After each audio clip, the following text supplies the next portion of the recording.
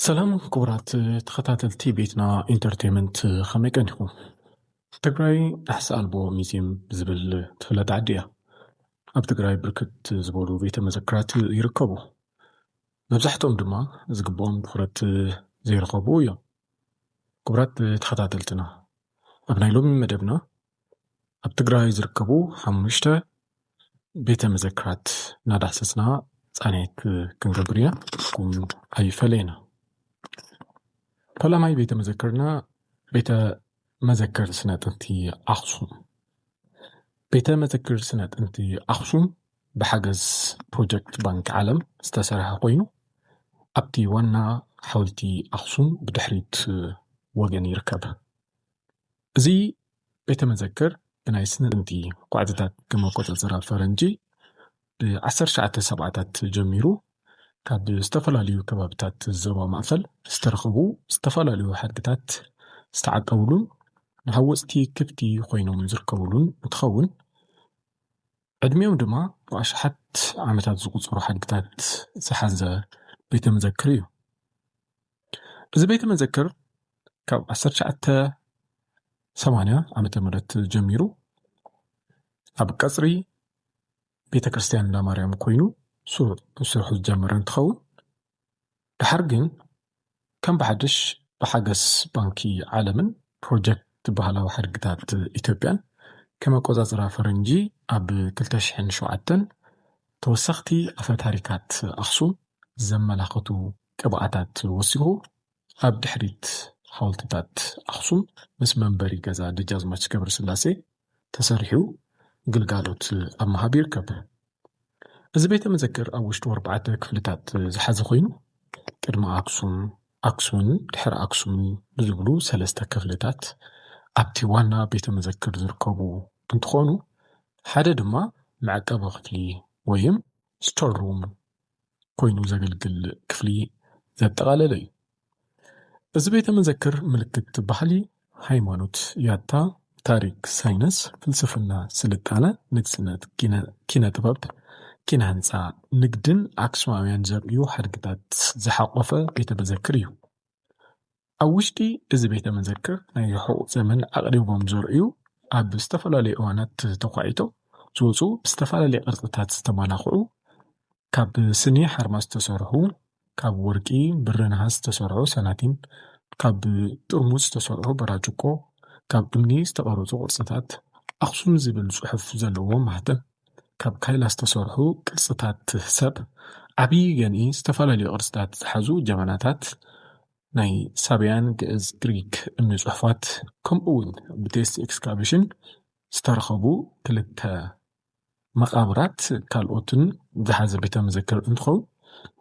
كابتم قلبي هوست السحبو ناي مسحب سفراتاتنا يتحدن كندني بخلا درجان رقو بيت مذكر قدام أبرها واسبها وكر قدام أبرها واسبها أب وشتو بركت زبولو حركتات زحازة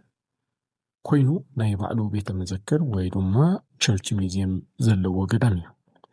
بيت مذكر أبرها واسبها أب كلتشحن كلتشحن سالستن ببحلاوي ناي تقاروكي ننسى استحانسة بيت مذكر زلو كوينو كاب كلتشحن سالستن عامة مرد جميرو سروع قلقالوتو أب محاب زركب بيت مذكريو بيت مذكر أبرها واسبها استغلا ليوت انتاوين حركتات كم برانا مسحفتي مساغل مبو كوريا نقاريتن كالوت أبزخ دقسو زي يقولو فوليات حركتات بيت كريستيانن ناي نقستات حركتاتن زحازة بيت مذكر مخانو فولي قبرو إذا بيت مذكر كابتون وسنات أب تقراي زركو ناي بيت كريستيان بيت مذكرات ويكعا تشرش ميزيم اتحادة انتخول عامتاوي كبرا وعلو يكون بسخوان قدامي أبتوكر قدام نستغدو كتهوزوان بسوح كتمهارون نزقبا بيت مذكر سلازخوانا بس قدامي كتهوزوو كنحبروكم ندلي بسالساي درجة بيت مذكر حاتي يوحانس راوعي بيت منقستي حاتي يوحانس راوعي كاب 10 شو متسان 4 كسا 10 شو متسان 7 ዓመተ ምህረት ብክልተ ኣሕዋት ክኢላታት ህንፃ ዝኾኑ ሚያኮም ናሪትን ጊያስፒ ናሪትን ምስ 4 ሞሮካውያን መማኽርትን ካልኦት ብርክት ዝበሉ ተጋሩን ዝተሃነፀ ኮይኑ ብፍሉይ ኪነ ህንፃዊ ጥበቡ ዝፍለጥ ቤተ መንግስቲ እዩ። ብ1955 ብራእሲ መንገሻ ከምኡ ድማ ብ2004 ሕድሳት ተገይሩሉ ዝነበረ ቤተ መንግስቲ እንትኸውን እዚ ቤተ መንግስቲ ብናይ ዩኔስኮ ምክረ ሓሳብ ብመሰረት ተገይሩ ናብ ቤተ መዘክር ዝተቐየረ ከም ዝኾነ ይፍለጥ። ቤተ መዘክር ሃፀይ ዮሃንስ ራብዓይ ከም ቤተ መዘክር ብ1968 ዓመተ ምህረት ጀመረ እኳ እንተኾነ ስሩዕ ግልጋሎቱ ግን ብ1984 እዩ። ካብዚ እዋን ጀሚሩ ንህዝቢ ክፍቲ ኮይኑ ናይ ኣቦና ሃፀይ ዮሃንስ ራብዓይ ዝነበሩ ኣቑሑታት ካልኦት ሓድግታትን ብምሓዝ ንሃወፅቲ ኣገልግሎት እናሃበ ይርከብ። ቤተ መዘክር ሃፀይ ዮሃንስ ራብዓይ ካብ ዝሓዞም ሓድግታት መንበሪ ዝፋን፣ ናይ ክብሪ ክዳውንቲ፣ ሃይማኖታውን ባህላውን ኣቑሑታት፣ መሳርሒ ኩናትን ወዘተ ምጥቃስ ይከኣል። ቤተ መዘክር ሃፀይ ዮሃንስ ራብዓይ ኣብ ፅንተታዊ ኪናት ትግራይ ካብቶም ከቢድ ሓደጋ ዕንወትን ስርቅን ንገጠሞም ሓድግታት ትግራይ ሓደ ኮይኑ ኣብ ውሽጡ ብዘሎ ምምሕዳራዊ ፀገማት ተደሚሩ እቲ ቤተ መዘክር ዝገበኦ ኣቓልቦን ክንክን ሓድግን ዘይተገበሩ ብምዃኑ እቲ ቤተ መዘክር ብዝግባእ ንመስሕብነት ቱሪዝም ክውዕል ኣይከኣለን። እቲ ዝግበኦ ትኹረት እንተዝረክብ ቤተ መዘክር ሃፀይ ዮሃንስ ራብዓይ ካብቶም ዓበይቲ ናይ መስሕብ ስፍራታት ትግራይ ሓደ ኮይኑ ንመስሕብነት መዋዕለ ነይሩ። ራብዓይ ደረጃ እንረኽቦ ቤተ መዘክር ስነ ጥንቲ ውቕሮ እዩ። ቤተ መዘክር ስነ ጥንቲ ውቕሮ ወይ ከዓ ውቕሮ ኣርኪኦሎጂካል ሙዚየም ኣብ ትግራይ ካብ ዝርከቡ ኣገደስቲ ናይ ስነ ጥንቲ ቤተ መዘክራት ሓደ እዩ። እዚ ቤተ መዘክር ብ18 ጥቅምቲ 2015 ከም ኣቆፃፅራ ፈረንጂ ብወግዒ ዝተመረቀ ኮይኑ ህንፀቱ ድማ ብምትሕብባር ጀርመናውያን ተመራመርቲ ስነ ጥንቲ ዝተሳለጠ እዩ። ቀንዲ ዕላሙ ኣብ ከባቢ ውቕሮ ብፍላይ ድማ ኣብ መቃብር ጋዕባ ዝርከቡ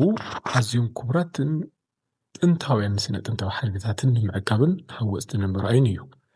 ኣብዚ ቤተ መዘክር ዝርከቡ መብዛሕትኦም ሓድግታት ካብ ሻምናይ ክሳዕ 6ይ ክፍለ ዘመን ቅድሚ ልደተ ክርስቶስ ዝነበሩ ኮይኖም ናይቲ ዳኣማት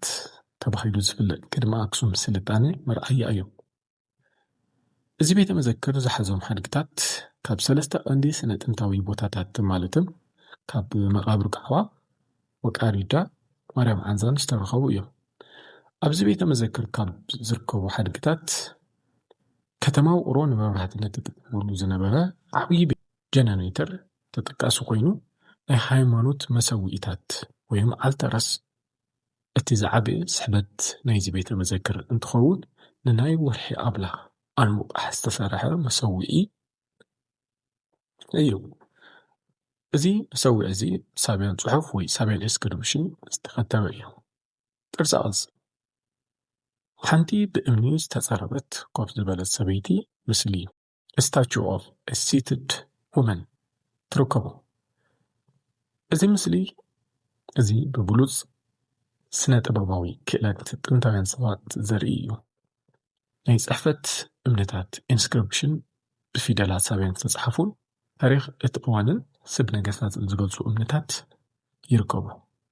ናይ ኣክሱም ሓድግታት ዝተፈላለዩ ናይ ኣክሱም ሰናይትን ኣክሱማይት ኮይኑስ ስራሕቲ ካይላ ፖትሪ፣ ብርጭቆታት፣ ግላስስ ከምኡ እውን ናይ ስልማት ኣቑሑ ይርከቡ። ናይ ቤተ ክርስቲያን ሓድግታት ኣብ ከባቢው ካብ ዝርከባ ከም ውቅር ቤተ ክርስቲያን ጨርቆስ ውቅሮ ዝመፁ ጥንታውያን ናይ ሃይማኖት ኣቑሑ እውን ይርከቡ። እዚ ቤተ መዘክር ታሪክ ቀዳሞት ወለድና ካብ ዝፍለጥ ናይ ኣክሱም ስልጣነ ንላዕሊ ንድሕሪት ናብ ስልጣነ ዳኣማት ሰሓበ ምዃኑ መረጋገፂ ዝወሃበሉ ቤተ መዘክር ስነ ጥንቲ ምዃኑ ፍሉይ ይገብሮ። ብሓምሻይ ደረጃ ንሪኦ ቤተ መዘክር ሓወልቲ ሰማዕታት። ቤተ መዘክር ሓወልቲ ሰማዕታት ነቲ ናይ 17 ዓመት ብረታዊ ቃልሲ ህዝቢ ትግራይ ንምዝካርን ንምምሃርን ዝተመስረተ ቤተ መዘክር ምዃኑ ይፍለጥ። ህንጸት ሓወልቲ ሰማዕታት ድሕሪ ውድቀት ደርጊ ዝጀመረ እንትኸውን ብ1993 ዓመተ ምህረት ከም ዝተመረቐን ብስሩዕ ንሓወፅቲ ከብቲ ከም ዝኾነን ይፍለጥ። ኣብ ቀጽሪ ሓወልቲ ሰማዕታት ናይቲ ዝሓለፈ ብረታዊ ቃልሲ ዘዘኻኽሩ ዝተፈላለዩ ፎቶታት እቲ ብረታዊ ቃልሲ እንትጅመር ጥቀሙሎም ዝነበሩ ዝተፈላለዩ ናይ ኩናት መሳርሕታትን ከምኡ እውን እቲ ቃልሲ ዝገልጹ ነገራት ዝተኻተትዎ እንትኸውን ነቲ ቃልሲ ዘንጸባርቑ ቅብኣታት ናይቲ ዘመን ዝሓዘ እውን እዩ። ጎኒ ምስቲ ቤተ መዘክር ኣብ ደገ ንምርኢት ዝቐረቡ MiG 213 MiG 27 ዝዓይነተን ጀትን ከምኡ እውን MI 24 ዝዓይነቱ ሄሊኮፕተር እውን ኣካል እቲ ቤተ መዘክር ኮይኑ ኣብ ደገ ንሓወፅቲ ኣብ ምርኢት ይርከብ። እዚ ቤተ መዘክር ኣብ ትግራይ ካብ ዝርከቡ ፍሉያት ብሓወፅቲ ዝተመረፁ ቤተ መዘክራት ሓደ ኮይኑ 2013 ዓመተ ምህረት ኣንጻር ህዝቢ ትግራይ ንዘቐንዐ ፅንተታዊ ኩናት ምኽንያት ሰፊሕ መሕዘንን ዕንወት ዝበፅሖ ቤተ መዘክር እንትኸውን ኣብዚ ሕዚ እዋን ግን ብዝተገበረ ውሱን ምስትኽኻል ዳግማይ ናብ ስራሕ ክኣቱ ክኢሉ እዩ። እምበኣርክስ ክቡራት ተመልከትና ኣብ ዙርያ ቤተ መዘክራት ትግራይ ዝነበረና ጸኒዕት ነዚ ይመስል። ኣብ ቀጻሊ ብኻልእ መደብ ክሳብ ረኸብ ሰላም። ሼር፣ ላይክ፣ ሰብስክራይብ እናግበርኩም ቤተሰብ ቤትና ኩኑ።